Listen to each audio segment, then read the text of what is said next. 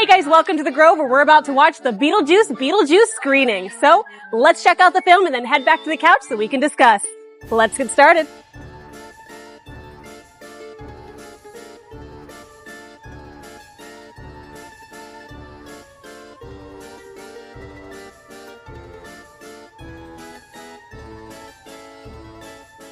Okay, we are back on the couch. We are back here. Listen, I am having a very difficult time with this film reaction because I liked this film. I really enjoyed my time watching this film, and it's so difficult because I'm going to talk about everything that I liked about this film, and then I'm going to let you know the major reasons why I absolutely disdain this film. And it makes it really hard because, again, I really enjoyed this film, but to be honest, it's getting harder and harder for me to watch, accept, tolerate Tim Burton and his films or shows. It's getting difficult, and let me just elaborate on that after I talk about why I thoroughly enjoyed this film. One of the big things that I was really worried about in going into Beetlejuice Beetlejuice was that it was going to be the Jenna Ortega show,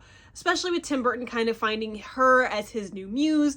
We see her in Wednesday, and he kind of has one person that he dotes on, and you see them in all of their films. And really, he just has his collection of people that he uses all of the time, and that's fine. I love it when directors have their core unit and they continue to make great movies off of that. But when you...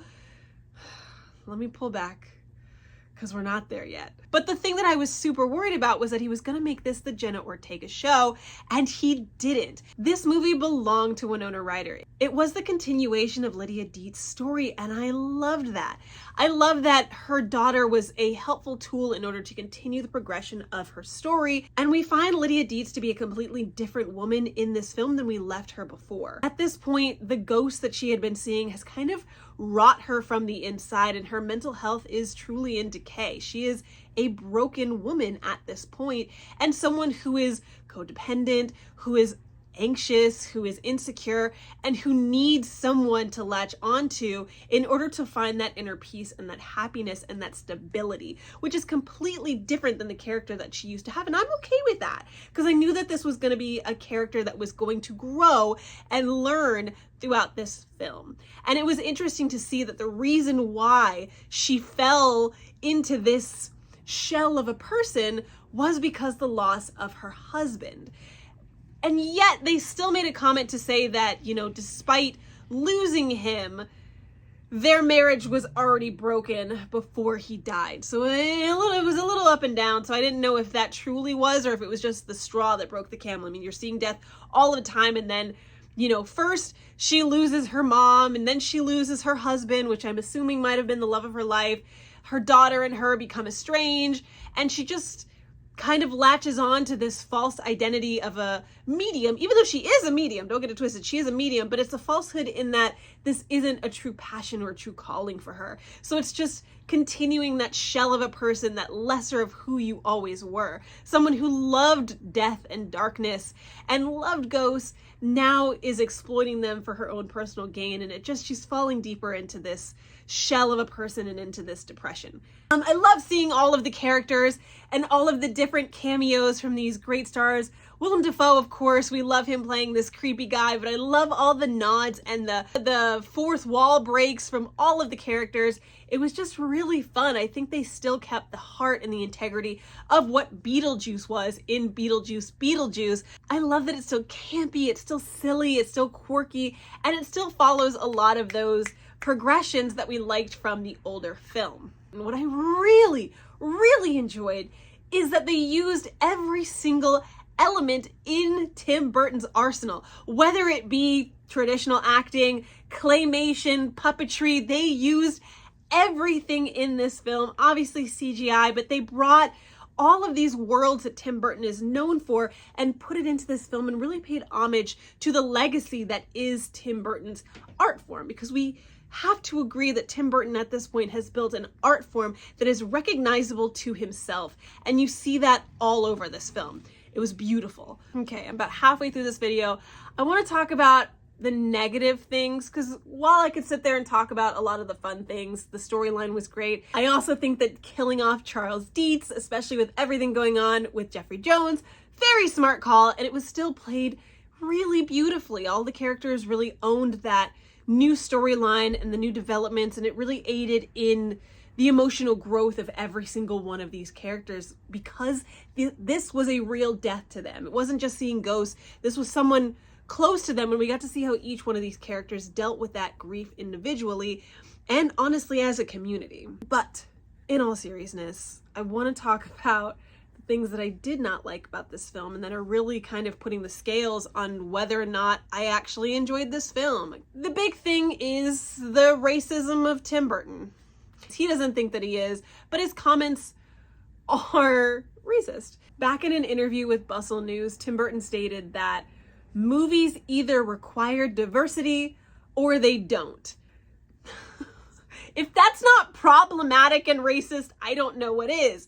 And so in watching this Beetlejuice, I'm in it. I'm loving it. The music is great, the dancing, the fun, the Beetlejuice, the energy, the afterlife, everything is really fun and vibrant. But the whole point of this story is it's about souls. Dolores, which I'm going to get into in a second because what an unnecessary character. But Dolores is a soul sucker and she's after Beetlejuice. But also because Jenna Ortega gets mixed up with a baddie, a bad boy, who wants to exchange his soul for hers. So they're going through the afterlife. He has to get a stamp on his passport and she has to ride the soul train to the ever after. And while that can be just a fun joke in and of itself, that's fine. Ride the soul train. I get it. In the lore that is, everything about this movie is about soul transfer, soul taking. It's about soul deliverance. It's about souls moving on. Obviously, in order to get to the ever after, to the here beyond, to the great beyond, you have to ride the soul train. But to have the only Black people be a joke and a punchline so that the white people can get to the great beyond is so disrespectful. Black people aren't a punchline to white people's jokes. It just didn't sit right with me. And these were just a bunch of super, dancey Black folk from the Soul Train, which was so important to African American culture and to make it a butt of a joke so that white people can get to a better beyond. And these are Black people that didn't have lines. They had no purpose other than to dance around white folk. It just is gross. It just isn't gross, and it doesn't help. It doesn't help when Tim Burton has gone out and said that Black people don't belong in his movies. It took me out. I literally turned to my friend next to me and was like, this is the first time that there's been a Black person in this movie, right? Hold on. Just hold for 1 second. I just want to make sure that I'm being 100% clear on why this is a problem. I recorded this at midnight last night. I was exhausted. I was just word vomiting things out, but this is actually a really serious issue, and I want to make sure that I'm explaining why this low-hanging fruit is actually incredibly problematic. Yeah. I'm only going to try to take up a few minutes of time because I know that this is already a very long video. The first episode of Soul Train came out in 1971. In that same year, legislation passed that told private schools they were no longer allowed to segregate, which means in the same year that Soul Train came out, schools were still segregated. Racism was still prominent in the world, but Soul Train was the first of its kind. Soul Train allowed people of the world to see Black excellence, Black joy, and Black love, Black families, Black community, and Black intelligence. From its singers to its actors to its musicians to its authors to its activists, this show gave us a different view of African Americans, and a positive one at that. It elevated Black culture in a way that it became commonplace. We began to see Black influence in the way that we spoke, in the way that we danced, in our clothing. It began to spread like wildfire. African Americans became an influence vis-a-vis Soul Train. It was a cultural phenomenon, and they began to be seen. In its some odd 900 shows, it elevated most of the Black icons that you know today. It's more than just low-hanging fruit. It is a cultural pillar in the Black community. The problem comes when someone is so outspoken against minorities and says that African Americans don't fit their aesthetic. And that's where the problem comes from, when you are profiting off of the culture of someone else while also damning it. Anyway, back to your regularly scheduled program. I just cannot get behind the idea that if a role doesn't call for diversity, it's inherently a white role. And that's how he makes his movies. Moving back on to Dolores, what an unnecessary character. The story was fine without her. You could remove every part of Dolores from this film and it would still be a perfect film. Minus everything I literally just said. But it would still be a good storyline. You know, this idea that a broken family, Lydia Dietz is struggling with having seen ghosts her entire life. She can't separate what's real, what's not. She's a pill popper at this point. Her daughter doesn't believe her because she doesn't see ghosts. She believes her mom is a fake. Her dad's dead. It's this really traumatic relationship and a difficult relationship. But, you know, because of this, just like her mother, she's got a codependency issue. She's got a want of happiness and latches on to the first boy that she sees. Lo and behold, he's a ghost. Her powers. And it's a need for Lydia to reach out to the trauma that is Beetlejuice in order to get over that trauma and ask him for help to save her daughter.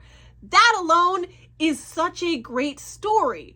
You don't need anything else, but to add on this extra layer of like, Beetlejuice has an ex-wife and the ex-wife is also after him. We see like little clips of her throughout this film, which is fine. But it just turned out to be nothing because the sandworm ate her.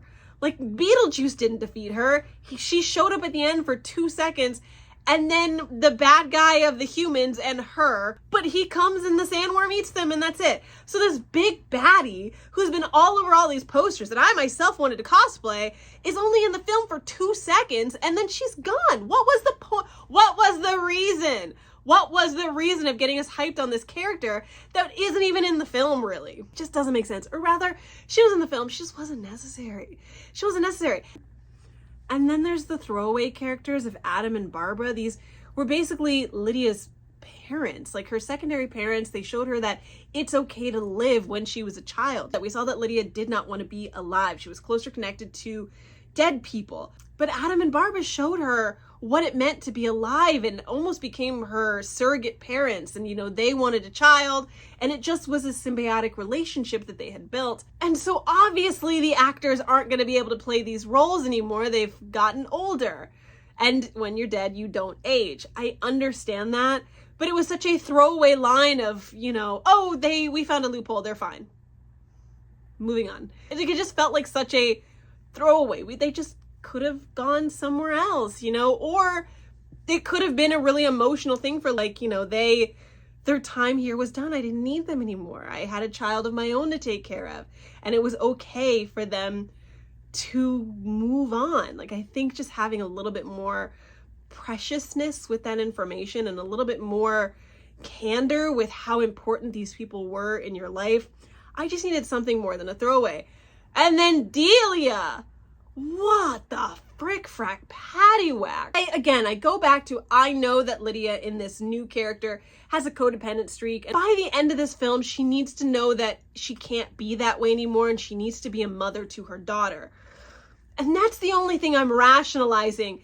Killing off Delia, this really important and fun character with some snakes. She's not an idiot. She's just eccentric. And what a waste, you know? What a waste for her just to die. And there was no emotional moment at the end with these girls realizing she's gone. She's never coming back. Willem Dafoe was just like, all right, kid, let's go. Time to pack up your bags, you know, take a selfie and let's go. And that was it. They hugged and then they just let her go. There was no fight. There was nothing. And I know that they've been through this routine. I get it. It just felt weird. It felt really weird that that everyone was just fine with her being dead. There was no like, hey, my body's at the cemetery, please go pick it up.